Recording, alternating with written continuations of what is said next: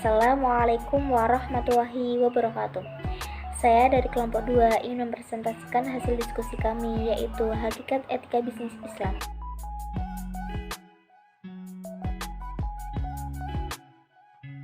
Sebelum masuk materi, saya akan memperkenalkan anggota kelompok saya terlebih dahulu. Yang pertama, Nia Maisarah, NIM 63002000774. Dan yang terakhir, saya sendiri, Siva Nabila Rohma, NIM 63010200075.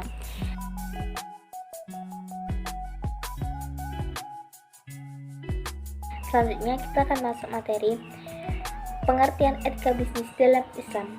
Etika secara etimologi yang berasal dari bahasa Yunani etikos mempunyai beragam arti, yaitu sebagai analisis konsep-konsep terhadap apa yang harus, mesti, tujuan, aturan-aturan moral, benar, salah, wajib, dan tanggung jawab.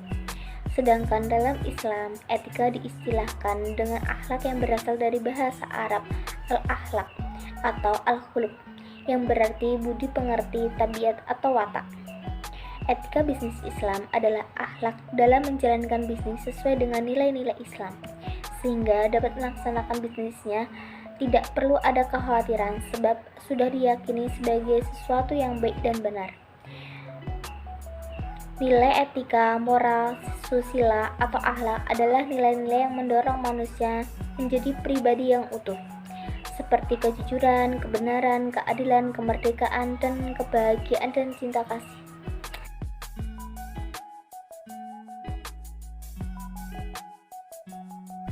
Selanjutnya, apa itu tujuan etika bisnis Islam?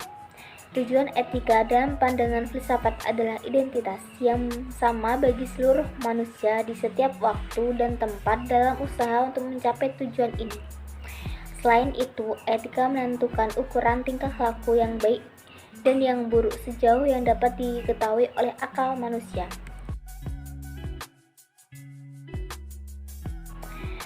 Dr. Syahta mengungkapkan bahwa etika bisnis Islam mempunyai fungsi substansi. Yang pertama, membangun kode etika Islami yang mengatur, mengembangkan, dan menancapkan metode berbisnis dalam kerangka ajaran agama. Yang kedua, kode ini dapat menjadi dasar hukum dalam menetapkan tanggung jawab para pelaku bisnis. Yang ketiga, kode etika ini persepsi sebagai dokumen hukum yang dapat menyelesaikan persoalan yang muncul. Yang keempat, kode etika dapat memberi kontribusi dalam penyelesaian banyak persoalan yang terjadi antara sama pelaku bisnis dan masyarakat.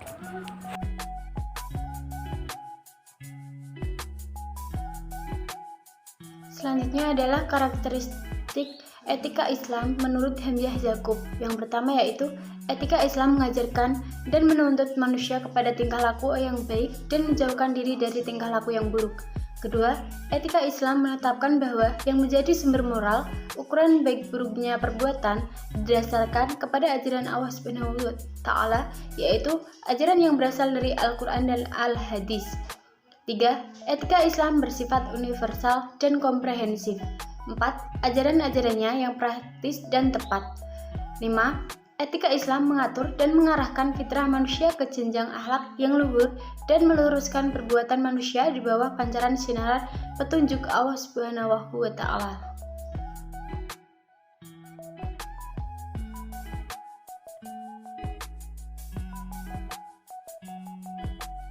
Selanjutnya yaitu aksioma dasar atau prinsip dalam etika Islam. Menurut Imaduddin, ada 5 dasar prinsip dalam etika Islam, yaitu kesatuan, keseimbangan, kehendak bebas, tanggung jawab, kebenaran, kebajikan, dan kejujuran. Aksioma-aksioma ini merupakan keturunan dari hasil penerjemahan kontemporer akan konsep-konsep fundamental dari nilai-nilai moral Islam. Penjelasan aksioma-aksioma tersebut adalah sebagai berikut. 1. Kesatuan. Kesatuan sebagaimana terrefleksikan dalam konsep tauhid yang memadukan keseluruhan aspek-aspek kehidupan muslim. Yang kedua, keseimbangan.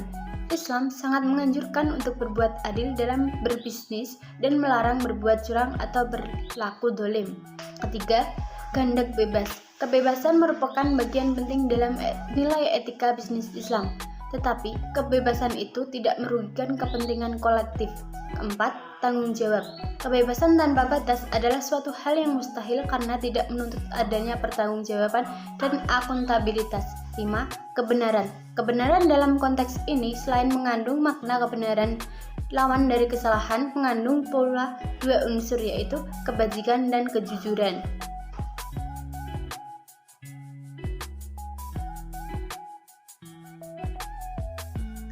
Selanjutnya yaitu etika perdagangan dalam Islam. Etika perdagangan Islam menjamin baik pedagang maupun pembeli masing-masing akan saling mendapat keuntungan. Adapun etika perdagangan dalam Islam tersebut antara lain yaitu 1. Sidik atau jujur. Seorang pedagang wajib berlaku jujur dalam melakukan usaha jual beli. Jujur dalam arti luas tidak berbohong, tidak menipu, tidak mengada-ada fakta, dan tidak berkhianat, serta tidak pernah mengingkari janji dan lain sebagainya. 2. Amanah atau tanggung jawab. Setiap pedagang harus bertanggung jawab atas usaha dan pekerjaan dan atau jabatan sebagai pedagang yang telah dipilihnya tersebut. Tanggung jawab di sini artinya mau dan mampu menjaga amanah atau kepercayaan masyarakat yang memang secara otomatis terbeban di pundaknya. Yang ketiga yaitu tidak menipu. Dalam suatu hadis dinyatakan seburuk-buruk tempat adalah pasar. Hal ini lantaran pasar atau tempat di mana orang jual beli itu dianggap sebagai sebuah tempat yang di dalamnya penuh dengan penipuan, sumpah palsu, janji palsu, keserakahan, perselisihan, dan keburukan tingkah pola manusia lainnya. Yang keempat, menepati janji. Seorang pedagang juga dituntut untuk selalu menepati janjinya, baik kepada para pembeli maupun di antara sesama pedagang.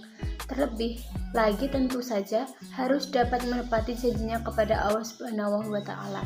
Yang kelima yaitu murah hati. Dalam suatu hadis Rasulullah SAW menganjurkan agar para pedagang selalu bermurah hati dalam melaksanakan jual beli.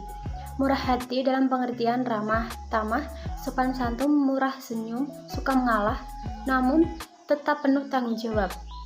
Yang keenam, tidak melupakan akhirat. Jual beli adalah perdagangan dunia, sedangkan melaksanakan kewajiban syariat Islam adalah perdagangan akhirat. Keuntungan akhirat pasti lebih utama ketimbang keuntungan dunia. Maka para pedagang muslim sekali-sekali tidak boleh terlalu menyibukkan dirinya semata-mata untuk mencari keuntungan materi dengan meninggalkan keuntungan akhirat. Seorang pedagang muslim hendaknya tidak melalaikan kewajiban agamanya dengan alasan kesibukan perdagangan.